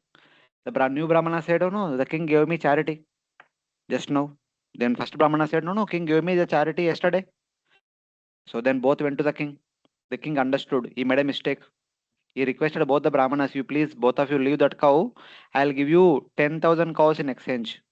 But both the Brahmanas said, "No, why we need 10,000 cows? We can't matter. We only need one cow. One cow is sufficient for us. So I don't want." The first Brahmana said, "Because you have given me and you have taken it back, I don't want to take it back." Second Brahmana said, "You have given me something which you have given already to somebody else. That kind of charity I don't want." So both of them left it behind. As a result, Nriga had to become a lizard since then till Lord Krishna's appearance. Small mistake, but huge punishment. So like that. Because two Brahmanas became dissatisfied. Except for offenses to Brahmanas and Vaishnavas, I can make atonement. The only relief from offering, the only relief from offending these two is their mercy and nothing else. So we can become freed from the offense caused to Brahmanas and Vaishnavas is by seeking their own mercy, by begging forgiveness and by seeking their mercy and nothing else. He speaks with pride at being able to uproot irreligion in the last two lines of the verse. So that means, other than Brahmana Aparad, Vaishnava Aparad, any other sin I can atone by performing Yajnadana Tapa. But Brahmana Aparad, Vaishnava Aparad, I cannot. Other than these two, if I have done anything, I can uproot. Like that, he was telling a little bit with pride. So, in that way. That means there is a parihar for sin, but there is no parihar for aparad. So one should be careful from doing aparad. The only way one can become freed from aparad is pleasing that Vaishnava. It is very difficult. Many times we may, on the spur of the moment, we speak something against some devotee in front of that devotee only. We speak angrily with someone. They may take it back. They may feel offended. That will result in great obstacle. So we need to solicit their mercy afterwards. Hare Krishna. Okay, all of you are following Hare Krishna? Yes, yes. Yes, Prabhuji. Yes, yes, Prabhuji. Yes, Prabhuji. Yes, Prabhuji. Vaktram nate vitilakam malinam viharsham. Vaktamnate vitilakam malinam viharsham Sambramba bhimama vimurshtamapetharagam. sambramba bhimama vimrishtamapetharagam Pashyestanavapi suchopahatsu pahatau sujato. Pashyestanavapi suchopahatau sujatau Bimbadaram vikata kunkuma pankaragam. bimbadaram vigata kumkuma pankaragam. My dear wife, until this day, I have never seen your face without tilaka decorations, nor have I seen you so morose and without luster or affection, nor have I seen your two nice breasts wet with tears from your eyes, nor have I ever before seen your lips, which are ordinarily as red as bimba fruit, without the reddish hue. So he says that I never see your face without tilaka, soiled and devoid of joy, frightful with anger, dull and without affection. I never see your splendid breast soaked in tears or your red lips without beetle stain. So basically, he was telling that your face is always decorated nicely, but today is not decorated at all. I never saw like this. What happened? What is the problem? If no one has offended you, no one has criticized you, what is the real problem? So like that he's asking. I never see your face without tilaka. Now I see it without tilaka. That is my misfortune. I never see you without red lips stained with beetle. The present condition indicates that the intelligence is not pleased as she was formerly. So like that. So I can understand your dissatisfaction by seeing your face without any decorations and without any happy situations. So like that. Finally he says, Tanme prasida suhruda krutakilbishasya Anme prashida sugrada kritakilbishashya swairam gatasya mrugayam vyasanaturasya. svairam gatasya mrgayam vyasanaturashya. कादेवरं वशगतं कुसुमास्रवेगा आदेवरं वसगतं कुसुमास्त्रवेगा विसृष्टप विसृष्टपौष्मं उशती न भजेत कृत्ये विशरस्तपुंस्नाम् उसती न भजते कृत्ये. My dear queen, due to my sinful desires, I went to the forest to hunt without asking you. Therefore, I must admit that I have offended you. Nonetheless, thinking of me as your most intimate subordinate, you should still be very much pleased with me.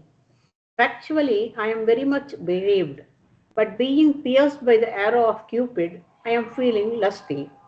But where is the beautiful woman who would give up her lusty husband and refuse to unite with him? So he says that, be kind to me, your friend, suffering from attachment who committed sin by going to hunt on my own. For amorous activities, what woman would not embrace her husband under her control, whose independence has been shattered by the agitation of Cupid's arrows? He prays for the mercy of his wife. Devara means beloved husband, means he who bestows amusement. His independence as a man has been shattered by the agitation of Cupid's arrow. Who would not accept such a husband for affectionate activities of love? It describes directly meeting with the dharmic intelligence. Be pleased and reside in my heart. I am uncontrollable, having committed sin by going for hunting and killing. Good intelligence should be situated with me. He expresses this principle by a particular question.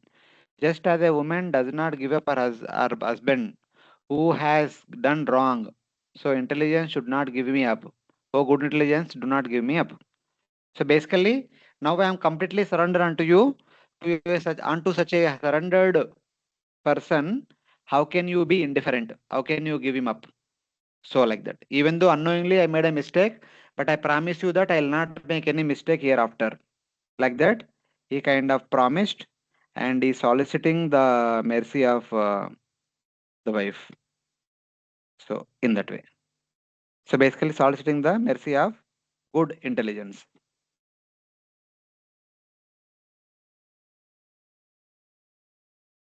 So this is how the chapter is completed. So any questions? Hare Krishna. No, Prabhuji. Understood.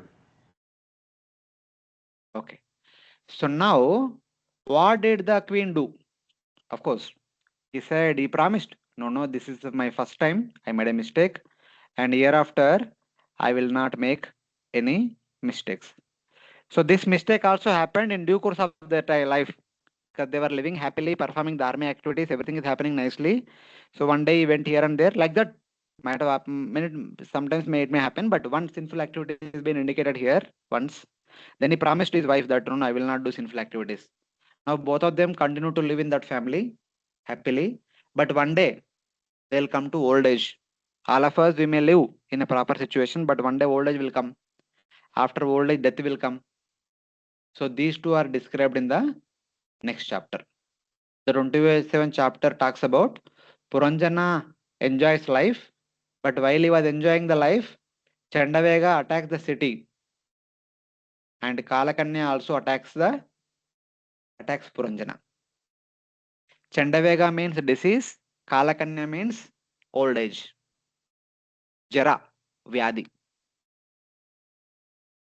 So how these two will encounter and what happens to a person, that will be described elaborately in this chapter. The 27th chapter describes how Puranjana, endowed with proper intelligence, performed pious activities, but became afflicted by old age and disease, Kalakanya and Chandavega, which is described through another story. So like that, one more story will continue. This is like 30 verses chapter. So Chandavega, disease will come first. Jara, that Kalakanya comes next, old age. So first 12 verses talks about the dharmic lifestyle. Then finally he talks about becoming old and deceased. Then the death will come. The next chapter, 20th chapter will come. Death, going to Yamaraj, and then rebirth. What happens in the next life? So it's like the complete cycle of a Jivatma. What all happens in one's existence. So it goes on. The Dharmic Jiva, encountering some obstacles, becomes contaminated internally by various sins. He then regains his intelligence and performs charity, vows, and atonements. However, because the contamination does not leave his mind, he becomes torn apart by constant regret. By good fortune, he attains his proper intelligence. This has been described in the previous chapter. This chapter describes, the current chapter describes his household life with proper conduct and intelligence, rules by dharma as previously. So his dharmic lifestyle has been described. First 12 verses. Narada Uvacha. Narada Uvacha. Ittam Puranjanam Sadrag. Itham Puranjanam Sadrag. Vashamaniya Vibramai. Vasamaniya Vibramai. Puranjani Maharaja. Pranjani Maharaja. Preme Ramayati Patim. Reme Ramayati Patim. The great sage Narada continued, My dear king, after bewildering her husband in different ways and bringing him under her control, the wife of King Puranjana gave him all satisfaction and enjoyed sex life with him. Narada says, O king, Puranjana's wife, who gave him enjoyment, enjoyed with her husband Puranjana, who was completely controlled by her charming actions. Basically, the actual understanding is that the dharmic intelligence was consoled and guides him properly so that one can perform proper dharmic religious household activities. If you remember, mother represents bhakti, wife represents varnashrama duties.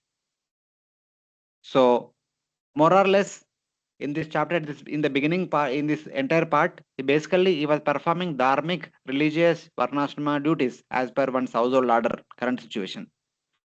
So, in that way, because only there is a discussion about wife only, so varnashrama duties are only being described again and again, dharmic activities. So, bhakti is there in a subtle way.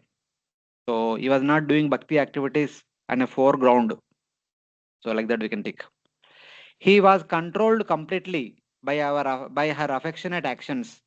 Giving up the inclination for sinful life, the jiva becomes attached to dharmic intelligence as before. So before going for hunting, he was following dharma only. So now again he began to follow dharma. Now he is not willing to do any sinful activities anymore. So like that. Saraja Mahishim Rajan. Saraja Mahishim Rajan. Susnatam Rachitananam. Sushnatam Ruchirananam. Chirananam. Krita swastyanam truptam. Krita swastyanam triptam. Abhyanandadupagatam. Abhyanandadupagatam.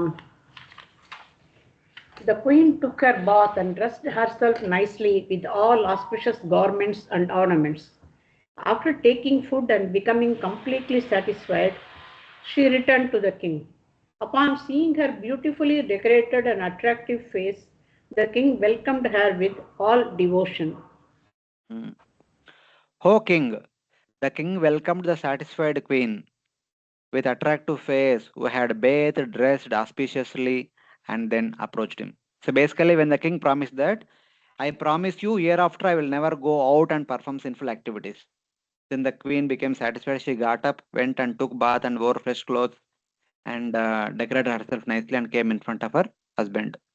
Seeing the happiness of his dharmic intelligence and freed from contamination in his mind, he felt himself successful. That means When we promise the good intelligence that I will not do any more sinful activities, the intelligence becomes valued, respected, and becomes brightly smile faced and guides one properly. So that is understanding.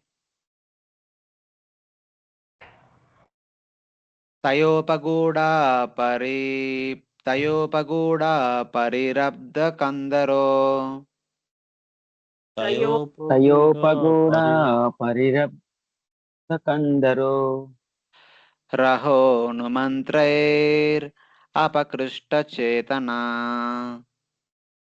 రహోనుమంత్రైరపకృష్టచేతనః న కాలరంహో దుదుబేదురత్యయం న కాలరంభో బుబుదేరుద్యురత్యయం దైవా నిషేతి ప్రమదా పరిగ్రహ శివానిషేతి Pramoda పరిగ్రహ. Queen Puranjani embraced the king, and the king also responded by embracing her shoulders. In this way, in a solitary place, they enjoyed joking words. Thus, King Puranjana became very much captivated by his beautiful wife and deviated from his good sense. He forgot that the passing of days and nights meant that his span of life was being reduced without profit. Embraced by the queen, held by the neck, attracted in his mind by her private jokes, captured by the woman, he was not aware of the power of insurmountable time, of passing of day and night. So in the company of Puranjani, the time was passing quickly.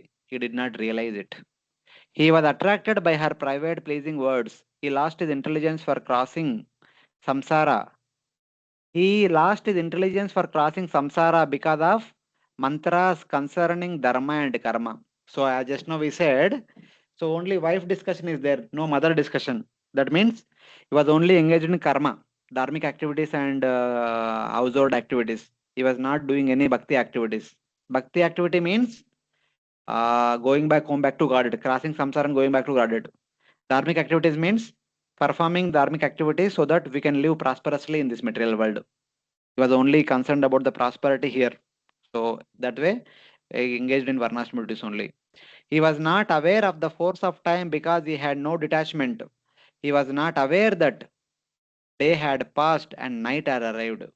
He was inside the palace only. How day and nights are passing, he was not noticing. So time is passing and he was amusing in the company of his wife, who promised to give him all types of enjoyment when he was looking for a shelter in the beginning. So she is fulfilling her promise. So like that.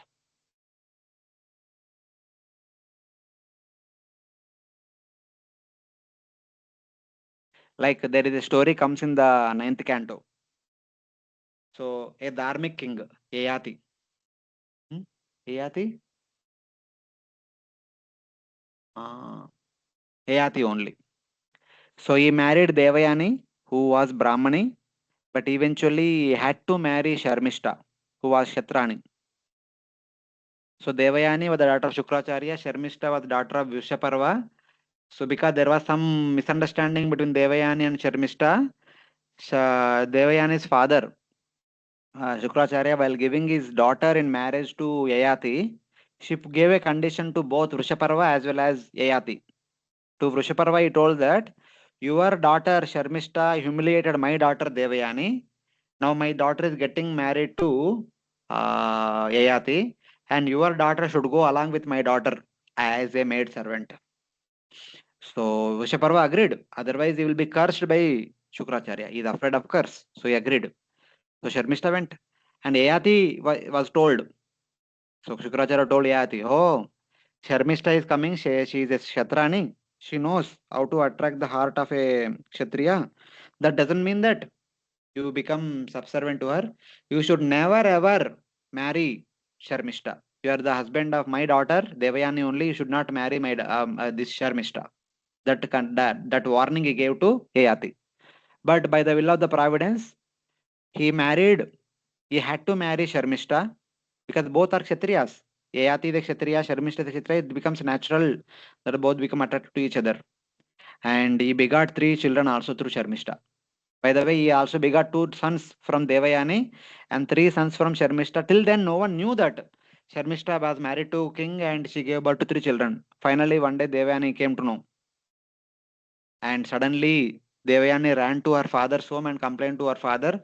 Father cursed Yayati. Even without examining under what circumstances they got married to Sharmishta and all. You are so... matlab,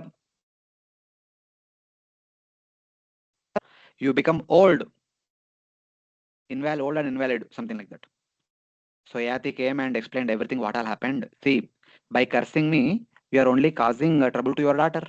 If I become old, not only I get affected, but your daughter also. She is bereft of young, youthful of this husband. What is this? So Shukracharya realized his quick anger. Then he said, okay, no problem, but I cannot remove my curse. But you can exchange your old age with somebody else and you can get their youth. And he approached Devayani's 2 sons and Sharmishta 3 sons. The Sharmishta's youngest son agreed to exchange his youth with father's old age. He was still young.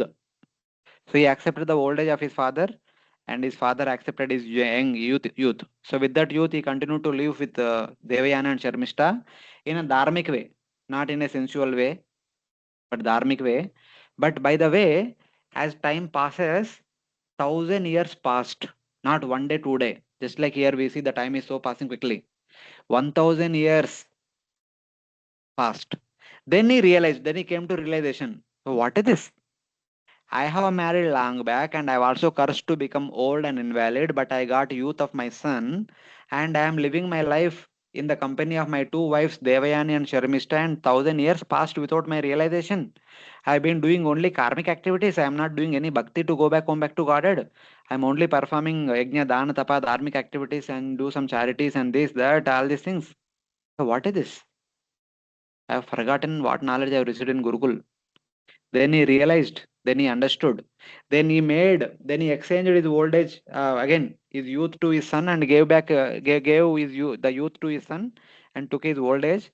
And he told his sons, bye-bye, then you are the next king. He blessed his Puru, the youngest son of the next king, and he went to forest to perform austerities, to practice bhakti and to go back home back to Godhead. And Devayani also realized what mistakes she made. Sharmishta also realized what is the purpose of life. And both of them also followed in the footsteps of their husband. And 3 of them went to forest and practiced Vanaprastha duties, severe duties, performing self-control, executing self-control and all. Then they attained perfection.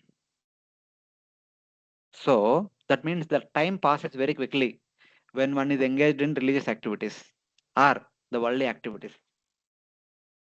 Worldly activities in a religious way only.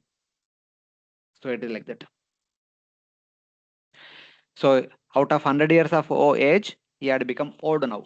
That means time passed so quickly. They got married and time passed so quickly in the company of each other. So in that way. Shayana vunna damado mahamana.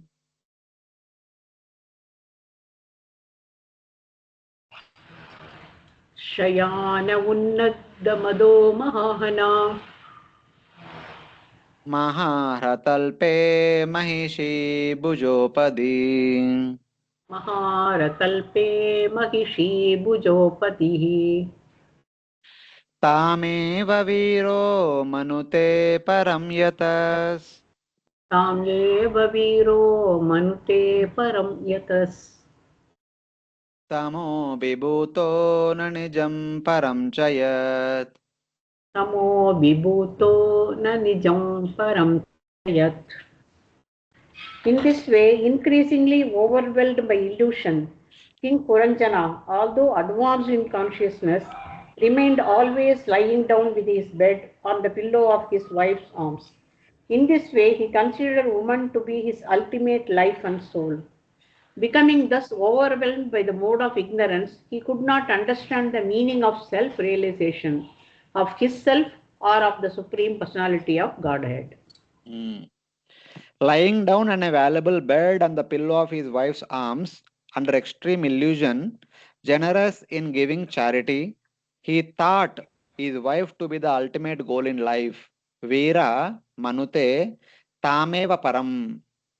He considered his wife, keeping his wife happy is the only ultimate goal of life. Like that he thought. Not the Jiva or the Supreme Lord. Not about self-realization, not about God realization. Because he was defeated by ignorance. He made a pillow of his wife's arm. He thought that association with his wife was the goal of life. He did not consider himself or anyone else because he was defeated by ignorance. The spiritual meaning is that because of association with Dharma represented by his wife, he became attached to Dharma. That is called Sakama Karma. And that became his goal of life rather than liberation, because he did not know himself as Jiva and did not know the Supreme Lord. So basically he was only interested in Dharma, Artha, Kama. He was not working towards attaining moksha. That is the problem.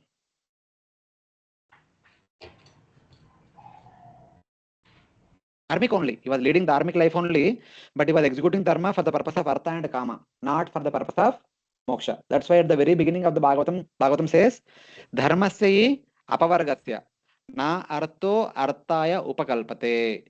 Dharma should be performed for attaining apavarga, but dharma should never be performed for attaining artha, which is used for fulfilling one's kama. The normal order is dharma leads to artha, artha leads to kama. When all these three are fulfilled, then one works for moksha. But Bhagavatam point is there, from the very beginning, dharma should be executed for attaining moksha, not for artha or kama. So, in that way, that is the problem here. He became engrossed in dharma and thought of performing charities. He slept on a valuable bed means he was engrossed in pious activities. He made a pillow of his wife's arm means he was covered by ignorance. So he was under the arms of his wife means the understanding is he was covered by dharma, artha, kama. So he was he thinking that dharma should be performed for artha and kama. Like Prachina Bari was doing so many yajnas because it's family tradition. It should be performed. By performing it, I'll go to Swarga. I'll have higher life. So dharma, artha, kama. Vahi pe chakar ghum rahe. So in that way. So even the sakama karma is also considered as ignorance in the Bhagavatam. Because that does not take one back to Godhead. That's why it is ignorance. It is still considered to be avidya. Vidya is that which can help one go back to Godhead. So like that. If sakama karma itself is considered to be avidya, then obviously the sinful activities are definitely considered as avidya, even much lower than that. So in that way.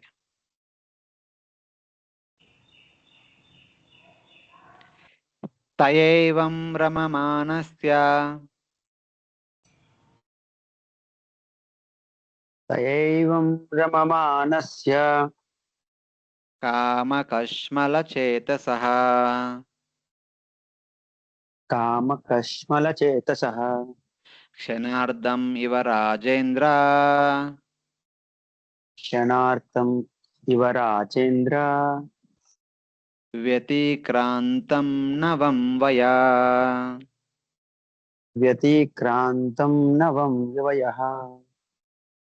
My dear King Prachina Parishad, in this way King Puranjana, with his heart full of lust and sinful reactions, began to enjoy sex with his wife, and in this way his new life and youth expired in half a moment. O king, with his heart soiled by lust, as he enjoyed with his wife, his youth passed away in a half moment. मतलब 80 years of life is like Shanardam Iva. इतना जल्दी खत्म हो गया. He became already 80 years old. Became old. Tasyam ajanayat putran tasyam ajanayat putram Puranjanyam Puranjanaha puranjanyam puranjanah Shatani Ekadasha Virad shatani ekadasha virad Aishordam Hatatyagad. aishortam etatyagat. The great sage Narada then addressed King Prachin Parisar, O one whose lifespan is great, Virat. In this way, King Puranjana begot 1100 sons within the womb of his wife Pranjani. However, in this business, he passed away half of his lifespan. So anyway, he is becoming 80 years old person is like half moment. But how did he pass those 80 years? It said that now. King Puranjana bore 1111 sons. Ekadasha Shatani Putram in his wife. In this way, half of his life passed. So first 50 years are passed in begetting children. How many? 1111 children. 1111 children. So उसमें आधा time निकल गया. Virat is the king or the Jiva. He passed 50 years in life of material enjoyment. So 50 years went in begetting children. So then uska marriages, all these things will happen. The daughters also there. Duhitru dashottara shatam. Duhitro dasatro dasatam. Pitra matro yashaskari. Pitar matar yasaskare. Shilaudarya gunopeta. Dilodarya gunopeta. Puranjanya prajapate. Puranjanya Prajapate. O Prajapati, King Prachina Parishit, in this way, King Puranjana also begat 110 daughters. All of these were equally glorified like the father and mother. Their behavior was gentle and they possessed magnanimity and other good qualities. He begot 110 daughters, 1111 sons, and 110 daughters. They were generous, full of good qualities and good behavior, giving fame to their father and mother. He had daughters like shame, enthusiasm, and thoughtfulness. The number of sons was more because it is considered proper in household life to have more sons. The daughters had good qualities because of their previous pious acts. Because they were his daughters, they were called Puranjanya. So now, good sons means good activities. Good daughters means good qualities. So begetting the sons and daughters means cultivating or manifesting or executing good activities and cultivating and manifesting good qualities. So for a jiva, the sons are good activities, daughters are good qualities. So that's how we have to understand. So 1111 good activities, 110 good qualities. So normally we see in Chaitanya Charitamrita 26 Vaishnava qualities or 64 qualities, like that we see. So but here at least 110 qualities are there. Sapanchalapati putran. Sapanchalapati putran Pitruvamsha vivardhanan. Hare Krishna pitruhamsa Prabhu. vivardhanan. Okay, Prabhu. After this verse we will discuss, Prabhuji. Dharai samyojayam asa. Dharai samyojayam asa Duhitru sadrushairvarai. dahitru sadrisai varai. After this, King Puranjana, king of the Panchala country, in order to increase the descendants of his parental family, married his sons with qualified wives and married his daughters with qualified husbands. First 50 years he begot children. Then he was growing them up, and then later on, post 50 years, he is getting them married one after the other. So 1000 sons are there, and 100 plus daughters are there. They should be married. King Puranjana, the king of Panchala, in order to increase the descendants of his paternal family, he got his sons married with good wives and got his daughters married with good husbands. The wives were consideration, determination, etc. The grooms were humility, affection, etc. See now, the sons are activities. So when we perform activity, we should consider which activity should be performed where, and determination we should execute the activity so that activity will be completed. We should not be living in between. So like that, the wife indicates matlab associate quality of execution of activity, associated things of the activity, and daughters are good qualities, and the daughters husbands are humility and affection. The good qualities should be exhibited with humility and affection. So like that. Putranam chabhavam putra.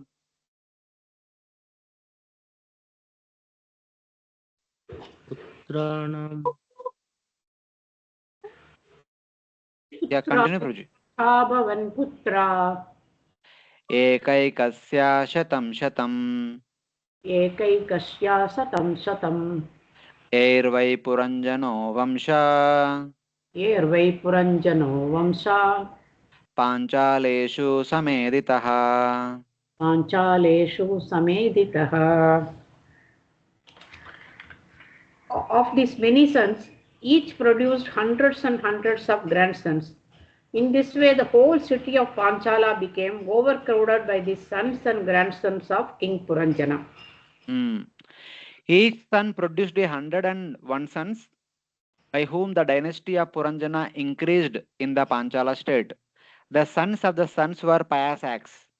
Panchala refers to the sense objects such as sound. Basically, these sons are activities, and every activity leads to another connecting activity, all dharmic activities. Like that, 1111 sons performed 100 activities each. So like that, the activities are increasing again and again. So in that way. Teshu datrikta hareshu. Teshu datrikta hareshu. Graha koshanu jivishu. Graha koshanu jivishu. Nirudhena mamatvena. Nirudena mamatvena. Vishayeshu anubhadyata. Vishayeshu anubhadyata. Those sons and grandsons were virtually plunderers of King Puranjana's riches, including his home, treasuries, servants, secretaries, and all other paraphernalia. Puranjana's attachment for these things was very deep rooted. He became attached to enjoyment, routine, treasury, house, and his plundering sons because of deep-rooted possessiveness. So he himself is performing activities, and these activities are also further leading to further activities. As a result of that, because in order to perform charity, yajna, and any other activity, the money should be spent. So the money is being spent, and activities are also being executed. So both are happening. He became attached to sons such as discrimination, who stole his treasure of pride to his life heirs, and his strength of mind and senses. So basically, slowly, time is passing away. His riches are diminishing. His old age is approaching. So whatever it is, initially he was youthful. He was proud of his youth, and he was proud of his wealth and all. As he was executing more and more activity, the activities are expanding. He is doing lakhs of activities. So things are happening. He was busy, and his pride being youthful, his pride being wealthy is kind of little bit reduced because of proper discrimination. Because now he thinks performing activity is more important than possessing more wealth, something like that. So that is because of his attachment to his son. So like that.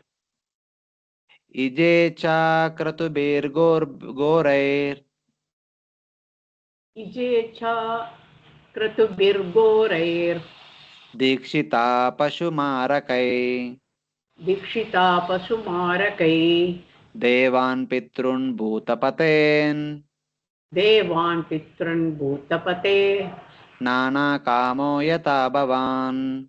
nana kamo yata bhavan. The great sage Narada continued, My dear King Prachina Barhish, like you, King Puranjana also became implicated in so many desires. Thus he worshipped demigods, forefathers, and social leaders with the various sacrifices, which were all very ghastly because they were inspired by the desire to kill animals. Having many desires, he worshipped the devatas, pitrus, leaders of ghosts, using violent sacrifices with animal slaughter, just like you. He's telling because he want to perform so many activities. Because we begot so many sons means he want to perform so many activities. So he was performing, he was worshipping everyone. There is only one meaning here. I am telling a story about you only. My dear king, listen. I have hidden the meaning only to make an example of you.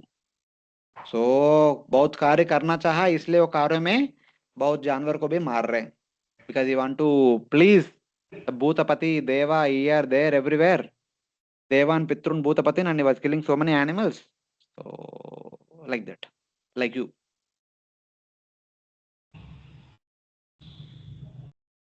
युक्तेषु एवं प्रमत्तस्य युक्तेषु एवं युक्तेषु एवं प्रमत्तस्य कुटुम्बासक्तचेतसः कुटुम्बासक्तचेतसः आससादस वै कालो आससात स वै कालो यो प्रिया प्रिययोषिताम्. यो प्रिया प्रिययुषिताम्. The king Puranjana, being attached to fruitive activity as well as teeth and kin, and being obsessed with polluted consciousness, eventually arrived at the point not very much liked by those who are overly attached to material things. Inattentive to beneficial acts and absorbed in family life, he reached old age, which is disliked by the women. He was inattentive to things beneficial for him, like bhakti and detachment, bhakti and vairagya. Kala means old age. It is disliked by the woman since it is unfavorable for enjoyment. So, because he was engaged in Deva Pitru Bhutapatin, worshipping the Devatas, Pitrus, and Bhutapatis, performing so many yajna, dana, tapa, like that, so many activities. How many activities? 1111 activities, and every activity led to further 100 activities each. That means 1,11,110 activities, something 100 activities. That many yajnas, danas, tapas, and all he was doing in the life. So by the way, he was first 50 years went in begetting children, second 50 years went in getting them married and performing all these wonderful activities side by side. He reached old age now. So what happened after reaching old age? So we will discuss in our next class. So we'll stop here. This section is over. Now 13th verse onwards, the new section will begin. The old age, disease, death, later next life and all. We will discuss them in the upcoming classes. Any questions before closing for today? Yes, Roji. Roji, this Prachinabari was a Prajapati? See, Prajapati means in one sense, anyone who begets children and propagates the lineage is called Prajapati. Okay. Those who are not renunciates and everyone else is Prajapati. Sometimes some become great Prajapatis because their lineage became famous. Others are not well known because their lineage is like ordinary. So in that way, every Grahastha is a Prajapati in that sense. in their own family. Yes. In their family tradition. But the first person we keep our Gotra name. Whatever Gotra is there, that is the first person in our family lineage. Okay. Prabhuji, I have one more doubt. This Prabhuji, Daksha story also, this Prachina Parishit name is coming. Is the same Prajapati, Prabhuji? The same Prachina Parishit. Is telling that Prachina. Daksha's wives are telling that still Prachina Parishit is still alive. What is this? Nobody can plunder and everything. So. See, Daksha was performing Daksha Yajna in the greater Himalayas. Yes. That time, suddenly a huge dust was coming up. That is nothing but Veerabhadra, Bhutapreta Ganas of Lord Shiva after Sati's death. Then they were saying that while Bhumandala is being ruled by Prachina Bari, how can the thieves will come? When the dust comes, normally the people consider that thieves are coming. Yes. Because when Anga Vena was ruling, the thieves used to come. When thieves came, the huge dust would rise because they would come by riding horses. That horse riding would produce a lot of dust. And today we have tar roads which will not produce any dust, but otherwise normally dust. Recently we were in Vrindavan. Lot of 10,000 people were there and lot of dust. Everyone, as they were walking on the roadside, full dust was rising, and everyone is filled with dust in their mouth, nostrils, ears, eyes. So like that. So these two pastimes are happening simultaneously. Here Prachina Bari is ruling, there Daksha was performing Yajna in the greater Himalayas. Okay. Other devotees, thank you, Rich. Other devotees, any questions?